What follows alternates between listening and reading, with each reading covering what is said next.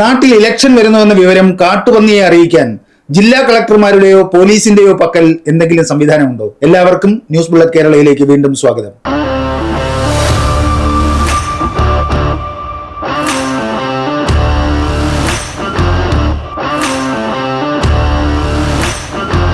നാട്ടിലൊരു ഇലക്ഷൻ നടക്കുകയാണ്. ഇപ്പോൾ നാട്ടിലിറങ്ങി ശല്യം ചെയ്യേണ്ട എന്ന് കാട്ടുപന്നിക്ക് തീരുമാനിക്കാൻ കഴിയുമോ? ആ വിവരം അറിയുകയാണെങ്കിൽ ഒരുപക്ഷെ കാട്ടുപന്നി അങ്ങനെ തീരുമാനിച്ചേക്കും. ഈ സംശയം ഉന്നയിക്കാൻ കാരണമുണ്ട്. വിള സംരക്ഷിക്കാനും ആത്മരക്ഷയ്ക്കും തോക്കുപയോഗിക്കാൻ ലൈസൻസ് ഉള്ള ഏതാണ്ട് 9,000-ഓളം പേർ കേരളത്തിലുണ്ട്. അവരിൽ 95%-ന്റെയും തോക്കുകൾ മുൻകരുതലായി പോലീസ് സ്റ്റേഷനുകളിലും ആർമറയിലും സറണ്ടർ ചെയ്തു കഴിഞ്ഞു.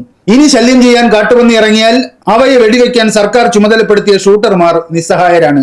ഈ സാഹചര്യം എങ്ങനെയാണ് ഉണ്ടായത്? ഇലക്ഷൻ കാലത്ത് തങ്ങൾ നാട്ടിലിറങ്ങില്ല എന്ന വല്ല ഉറപ്പും കാട്ടുപന്നികളിൽ നിന്ന് ജില്ലാ കളക്ടർമാർക്കോ ജില്ലാ പോലീസ് മേധാവികൾക്കോ ലഭിച്ചിട്ടുണ്ടോ? അതുകൊണ്ടാണോ ലൈസൻസ് ഉള്ള സകല തോക്കുകളും നിർവീര്യമാക്കാനുള്ള ഈ നീക്കം? കേരളത്തിൽ വന്യജീവി ശല്യം ഒരു വലിയ രാഷ്ട്രീയ പ്രശ്നമാണ്. കാട്ടുപന്നിയെ വെർമിനായി പ്രഖ്യാപിക്കണമെന്ന ആവശ്യം പലവട്ടം കേന്ദ്ര സർക്കാർ തള്ളിക്കളഞ്ഞു. അത്യന്തം ദാരുണമായ സംഭവങ്ങളാണ് ഈ കാട്ടുപന്നി ആക്രമണത്തെ സംബന്ധിച്ച് റിപ്പോർട്ട് ചെയ്യപ്പെട്ടിട്ടുള്ളത്. 2025 നവംബറിൽ കല്ലറയിലുണ്ടായ ഒരു സംഭവം പറയാം. ഓടിക്കൊണ്ടിരുന്ന ഓട്ടോയിൽ രാത്രി കാട്ടുപന്നി പാഞ്ഞു വന്നിടിച്ചു. ഓട്ടോ മറിഞ്ഞു. പരിക്കേറ്റ ഓട്ടോ ഡ്രൈവർ ദിവസങ്ങൾക്കുള്ളിൽ മരണപ്പെട്ടു. 2022 മാർച്ച് 14 സുൽത്താൻ ബത്തേരി മുനിസിപ്പാലിറ്റിയിലെ CPM അംഗം CK സഹദേവന്റെ അനുഭവം നോക്കൂ. സ്കൂട്ടറിൽ കാട്ടുപന്നി ഇടിച്ചുണ്ടായ അപകടത്തിൽ പരിക്കേറ്റ സഹദേവൻ 6 മാസമാണ് കോമയിൽ കിടന്നത്. ഒട്ടേറെ പേർ നോക്കി നിൽക്കുകയായിരുന്നു ഈ അപകടം. അപകടത്തിന് ദൃക്സാക്ഷിയായവരെ പോലും രക്ഷാപ്രവർത്തനത്തിന് ശ്രമിക്കവേ ആ കാട്ടുപന്നി ഓടിച്ചു. പക്ഷെ വിചിത്രമായിരുന്നു വനം വകുപ്പിന്റെ നിലപാട്. സഹദേവന്റെ ബൈക്കിൽ കാട്ടുപന്നി ഇടിച്ചതിന് തെളിവില്ലെന്നായിരുന്നു ഡെപ്യൂട്ടി ഫോറസ്റ്റ് കൺസർവേറ്ററുടെ റിപ്പോർട്ട്. കാട്ടുപന്നി കുറുകെ ചാടിയതേയുള്ളൂ, സഹദേവന്റെ ബൈക്കിൽ ഇടിച്ചില്ല. അതുകൊണ്ട് നഷ്ടപരിഹാരത്തിന് മോട്ടോർ ആക്സിഡന്റ് ക്ലെയിം ട്രിബ്യൂണലിനെ സമീപിക്കണമെന്നായിരുന്നു ഈ ഡെപ്യൂട്ടി ഫോറസ്റ്റ് കൺസർവേറ്റർ മനുഷ്യാവകാശ കമ്മീഷനെ അറിയിച്ചത്. വിള ആക്രമിക്കുന്ന കാട്ടുപന്നിയെ നശിപ്പിക്കാൻ കെട്ടിയ വൈദ്യുതി വേലിയിൽ കുരുങ്ങി മരണപ്പെട്ടവരിൽ പോലീസുകാരുമുണ്ട്. കാട്ടുപന്നിയെ കൊല്ലാൻ വെച്ചിരുന്ന സ്ഫോടക വസ്തു നിറച്ച പൈനാപ്പിൾ കഴിച്ച് ഗർഭിണിയായ ഒരു ആന കൊല്ലപ്പെട്ടത് 2020-ലാണ്. ഇത്തരത്തിൽ അതിദാരുണമായ പല സംഭവങ്ങളും കേരളത്തിൽ ഉണ്ടായിട്ടുണ്ട്. വലിയ സംഘർഷങ്ങളിലൂടെയാണ് മനുഷ്യർ കടന്നുപോകുന്നത്.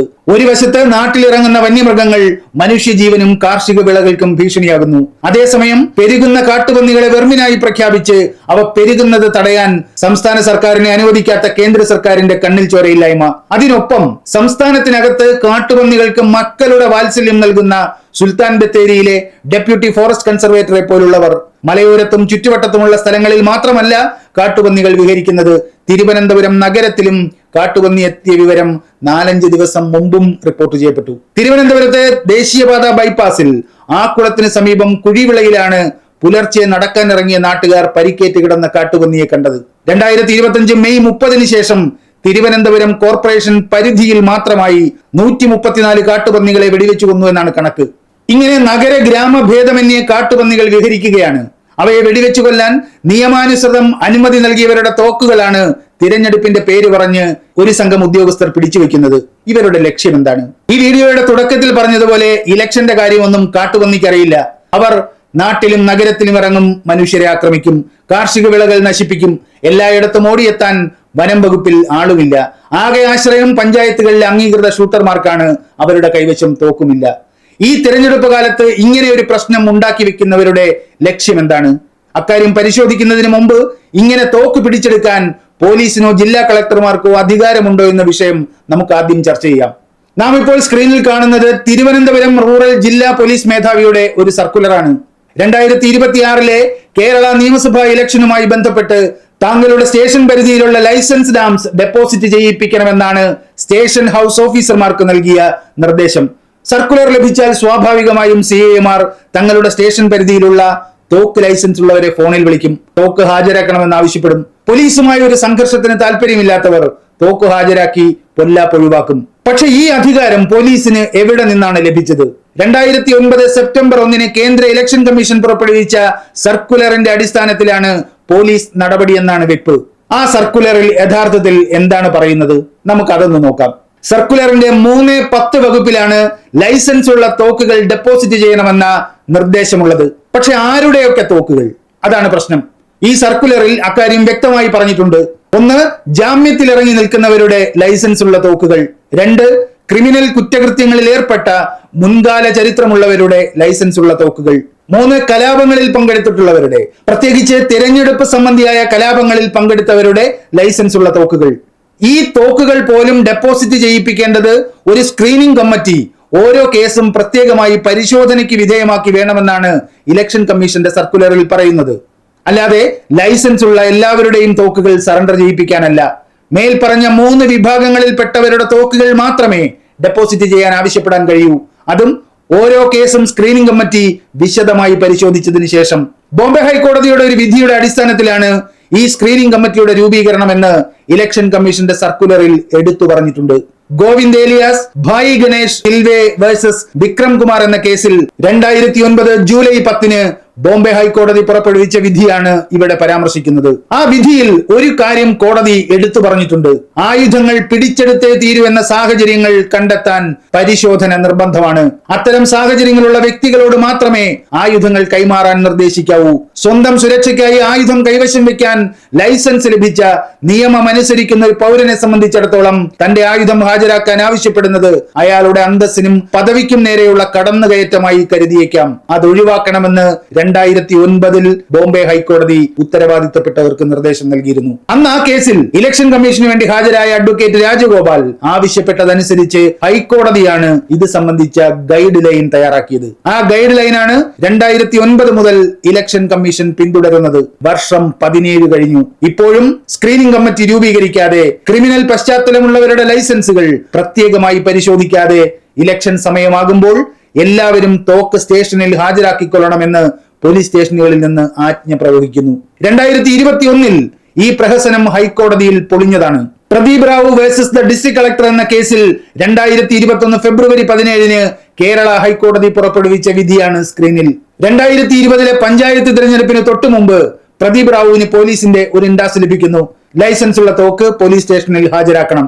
പ്രദീപ് റാവു കോടതിയിൽ പോയി അനുകൂലമായ വിധി സമ്പാദിച്ചു. ആ വിധിയുടെ 5ാമത്തെ പാരഗ്രാഫ് നോക്കൂ.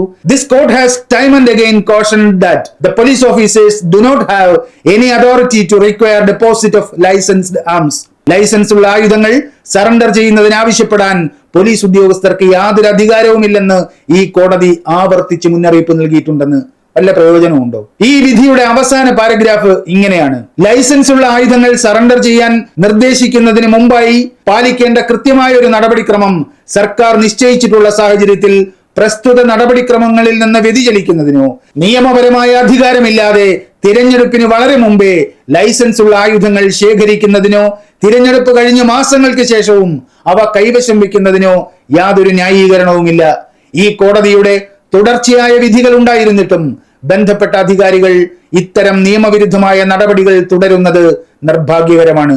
ഈ വിധി പറഞ്ഞ ഇതേ ജഡ്ജി സമാനമായ കേസിൽ തൊട്ടടുത്ത മാസം മറ്റൊരു വിധിയും പറഞ്ഞു. ലൈസൻസ് ഉള്ള തോക്കുകൾ സറണ്ടർ ചെയ്യണമെന്ന നിയമവിരുദ്ധമായ പോലീസ് നിർദ്ദേശത്തിനെതിരെ ആ കേസിൽ ഹൈക്കോടതിയെ സമീപിച്ചത് 15 പേരാണ്. നിയമവിരുദ്ധമായി സറണ്ടർ ചെയ്യിച്ച തോക്കുകൾ വിധിപ്പകർപ്പ് ലഭിച്ച് 3 ദിവസത്തിനകം വിട്ടുകൊടുക്കണമെന്നായിരുന്നു കോടതി വിധി. ഇലക്ഷൻ കമ്മീഷൻ സർക്കുലറിലെ മാർഗനിർദ്ദേശങ്ങൾ കർശനമായി പാലിച്ചു മാത്രമേ ലൈസൻസ് ഉള്ള തോക്കുകൾ ഡെപ്പോസിറ്റ് ചെയ്യാൻ നിർദ്ദേശിക്കാവൂ എന്ന് DGP സർക്കുലർ ഇറക്കിയിട്ടുണ്ടെന്ന് സർക്കാർ അഭിഭാഷകൻ ഹൈക്കോടതിയെ ധരിപ്പിച്ചു. ആ സർക്കുലർ മുഖവിലക്കെടുത്താണ് അന്ന് കേസ് കോടതി തീർപ്പാക്കിയത്. ആ സർക്കുലറാണ് നാം ഇപ്പോൾ സ്ക്രീനിൽ കാണുന്നത്. എന്നിട്ടും ഇപ്പോഴും ജില്ലാ പോലീസ് മേധാവികളും ജില്ലാ കളക്ടർമാരും നിയമവിരുദ്ധമായ ഈ നടപടി തുടരുന്നു.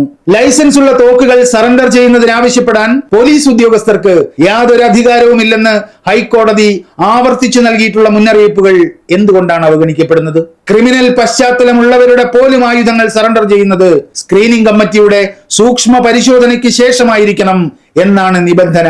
അതുപോലും ഏകപക്ഷീയമായി സറണ്ടർ ചെയ്യിക്കാൻ പോലീസിന് യാതൊരു അധികാരവുമില്ല. പക്ഷെ ഇവിടെ സംഭവിക്കുന്നതോ ഇലക്ഷൻ കമ്മീഷനും കോടതികളും നിർദ്ദേശിച്ചിട്ടുള്ള സകല മാനദണ്ഡങ്ങളും മാർഗനിർദ്ദേശങ്ങളും പച്ചയായി ലംഘിക്കപ്പെടുന്നു. ഈ അടുത്ത കാലത്ത് വനം വകുപ്പ് ഇറക്കിയ വിചിത്രമായ മറ്റൊരു ഉത്തരവിന്റെ കാര്യം കൂടി പറയാം.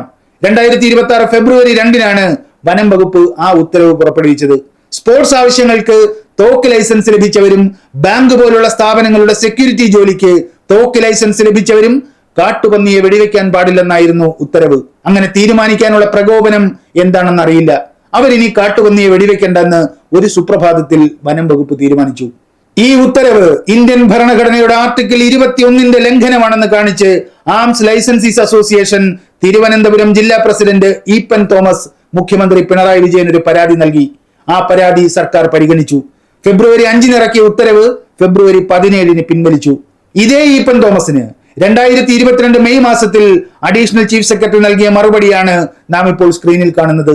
ഇലക്ഷൻ കമ്മീഷന്റെ സർക്കുലറിലും ഹൈക്കോടതി വിധിയിലും പറയുന്ന കാര്യങ്ങൾക്ക് വിധേയമായി മാത്രമേ ലൈസൻസ് ഉള്ള തോക്കുകൾ സറണ്ടർ ചെയ്യാൻ ആവശ്യപ്പെടാവൂ എന്ന് DGPക്കും ജില്ലാ കളക്ടർമാർക്കും ജില്ലാ പോലീസ് മേധാവികൾക്കും നിർദ്ദേശം നൽകിയിട്ടുണ്ടെന്നാണ് ഈ മറുപടിയിൽ പറയുന്നത്. അതാണ് സാഹചര്യം. കോടതി വിധികളുണ്ട്, സർക്കാർ നിർദ്ദേശവുമുണ്ട്. പക്ഷേ പോലീസിൽ ചിലർക്ക് ഇത് പാലിക്കാൻ മനസ്സില്ല. ലൈസൻസ് ഉള്ള ഷൂട്ടർമാർക്ക് കാട്ടുപന്നിയെ നിയമവിധേയമായി വെടിവെച്ച് കൊല്ലാൻ അനുമതി കൊടുത്തതുകൊണ്ടാണ് കുറച്ചെങ്കിലും പന്നിശല്യം നമ്മുടെ നാട്ടിൽ കുറഞ്ഞിരിക്കുന്നത്. അതിരൂക്ഷമായ കാട്ടുപന്നി ശല്യം നേരിടുന്ന കേരളത്തിൽ പരിമിതമായെങ്കിലും ജനങ്ങൾക്ക് ആശ്വാസം നൽകുന്ന ഒരു സർക്കാർ സഹായം ഈ ഇലക്ഷൻ അവസാനിക്കുന്നത് വരെ നിലയ്ക്കുകയാണ്. 95% ഷൂട്ടർമാരും തോക്ക് സറണ്ടർ ചെയ്തു കഴിഞ്ഞു. തിരഞ്ഞെടുപ്പ് പ്രചരണം കൊടുമ്പിരിക്കൊണ്ടു നിൽക്കുന്ന സമയത്ത് കാട്ടുപന്നി ആക്രമണം രൂക്ഷമായാൽ പ്രതിവിധിയില്ല. അതൊരു രാഷ്ട്രീയ വിഷയമായി വേട്ടയാടാൻ പോകുന്നത് കേരള സർക്കാരിനെയാണ്, ഭരിക്കുന്ന മുന്നണിയെയാണ്. 2021 കേരള ഹൈക്കോടതി ഇത്തരം കേസുകൾ പരിഗണിക്കുന്ന സമയത്ത് ഈ പ്രശ്നം ഉണ്ടായിരുന്നില്ല. അതിനുശേഷമാണ് കാട്ടുപന്നികളെ വെടിവെക്കാൻ ലൈസൻസ് ഉള്ള ഷൂട്ടർമാർക്ക് സർക്കാർ അനുമതി നൽകിയത്. ആ സംവിധാനമാണിപ്പോൾ ജില്ലാ പോലീസ് മേധാവികളും ജില്ലാ കളക്ടർമാരും ചേർന്ന് നിർവീര്യമാക്കിയിരിക്കുന്നത്. ഓർക്കുക, ഇലക്ഷന്റെ നോട്ടിഫിക്കേഷൻ പോലും വരുന്നതിന് മുമ്പ് 95% തോക്കും സറണ്ടർ ചെയ്യപ്പെട്ടു കഴിഞ്ഞു. സ്വന്തം ജീവന് ഭീഷണിയുള്ളവർ ആത്മരക്ഷാർത്ഥം തോക്ക് ലൈസൻസ് എടുക്കുന്നുണ്ട്. വന്യമൃഗങ്ങൾ വിളനാശം വരുത്തുന്നത് തടയാനും തോക്ക് ലൈസൻസ് സ്വന്തമാക്കുന്നവരുണ്ട്. സ്വയരക്ഷയ്ക്ക് വേണ്ടി ലൈസൻസ് ഉള്ള തോക്ക് കൈവശം വെച്ചിരിക്കുന്ന ഒരാളെ തിരഞ്ഞെടുപ്പിന്റെ പേര് പറഞ്ഞ് അയാളുടെ സ്വയരക്ഷ റദ്ദാക്കുകയാണ് ഈ നാട്ടിൽ. അതുവഴി മനുഷ്യന്റെ ജീവിച്ചിരിക്കാനുള്ള അവകാശമാണ് നിയമവിരുദ്ധവും ഏകപക്ഷീയവുമായി റദ്ദാക്കപ്പെടുന്നത്. അതിനേക്കാൾ ഗുരുതരമാണ് ഇലക്ഷൻ കമ്മീഷന്റെയും കോടതിയുടെയും സർക്കാരിന്റെയും നിർദ്ദേശങ്ങൾക്ക് പുല്ലുവില പോലും കൽപ്പിക്കപ്പെടാത്ത സാഹചര്യം. അത് ഭയാനകമായ സ്ഥിതിയാണ്. സ്വന്തം സുരക്ഷയ്ക്കായി ആയുധം കൈവശം വയ്ക്കാൻ ലൈസൻസ് ലഭിച്ച നിയമം അനുസരിക്കുന്ന ഒരു പൗരനെ സംബന്ധിച്ചിടത്തോളം തന്റെ ആയുധം ഹാജരാക്കാൻ ആവശ്യപ്പെടുന്നത് അയാളുടെ അന്തസ്സിനും പദവിക്കും നേരെയുള്ള കടന്നുകയറ്റമായി ബോംബെ ഹൈക്കോടതി നിരീക്ഷിച്ചിട്ട് വർഷം 17 കഴിയുന്നു. ലൈസൻസ് ഉള്ള ആയുധങ്ങൾ സറണ്ടർ ചെയ്യുന്നതിന് ആവശ്യപ്പെടാൻ പോലീസ് ഉദ്യോഗസ്ഥർക്ക് യാതൊരു അധികാരവുമില്ലെന്ന് ഹൈക്കോടതി ആവർത്തിച്ചു നൽകിയിട്ടുള്ള മുന്നറിയിപ്പുകൾ അവഗണിക്കപ്പെടുന്നുവെന്ന് ഇപ്പോഴും കേരള ഹൈക്കോടതി പരിതപിക്കുന്നു. അത്യന്തം ആപൽക്കരമാണ് ഈ സ്ഥിതിവിശേഷം. കോടതികൾക്കും സർക്കാരിനും മീതെ നിയമവാഴ്ചയ്ക്ക് പുല്ലുവില നൽകി പ്രവർത്തിക്കാൻ ധൈര്യപ്പെടുന്ന ഈ സംവിധാനത്തെ സർക്കാർ നിലയ്ക്ക് നിർത്തിയേ മതിയാവൂ. അതിനുള്ള ഇച്ഛാശക്തി സർക്കാർ എത്രയും വേഗം കാണിക്കണം. ഈ നിയമവിരുദ്ധ നീക്കത്തിന്റെ പിന്നിലുള്ള രാഷ്ട്രീയ അജണ്ടയും തിരിച്ചറിയപ്പെടണം. അപ്പോൾ സുഹൃത്തുക്കളെ, ന്യൂസ് ബുള്ളറ്റ് കേരളയെ സാമ്പത്തികമായി നിലനിർത്താൻ തയ്യാറുള്ളവർ nbkerala.com എന്ന വെബ്സൈറ്റ് സന്ദർശിക്കുമല്ലോ. 100 രൂപ പ്രതിമാസം ഓട്ടോ പേ ചെയ്യാനുള്ള സംവിധാനം അവിടെ ഏർപ്പെടുത്തിയിട്ടുണ്ട്. സഹായിക്കുക, ഒപ്പമുണ്ടാവുക. അടുത്ത വീഡിയോയുമായി വീണ്ടും കാണാം. നന്ദി, നല്ല നമസ്കാരം.